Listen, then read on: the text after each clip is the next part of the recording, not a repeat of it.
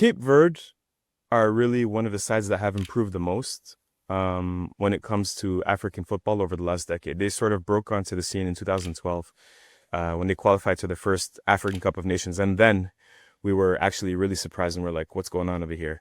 But they're one of those nations, like the North African nations, that have a huge diaspora in Portugal. And so there's so many Cape Verdean players that are not actually born in Cape Verde, born in Portugal, probably not good enough to play for the Portuguese national team, but still good enough to play for, Cape Verde. And they actually have elevated the team so high. And they're now set to become the second smallest nation to ever qualify for the World Cup after Iceland did in 2018. And they've done it because they have a really cohesive unit. Their coach Bubista has been there for a long time as an assistant coach and now as a senior coach.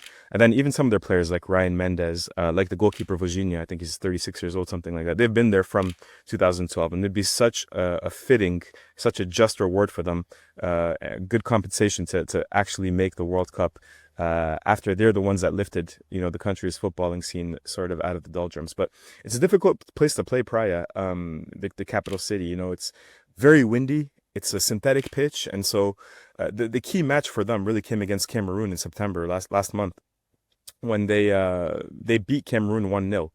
And Cameroon kind of dominated the match, but Cape Verde had a really intelligent counter-attacking. They're playing a high line as well. They caught them off sides a few times.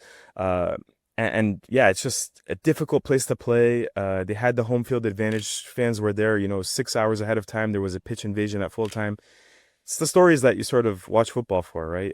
Magic still exists. We have a country in an archipelago of islands of 500,000 people about to qualify for the World Cup. It's crazy to me.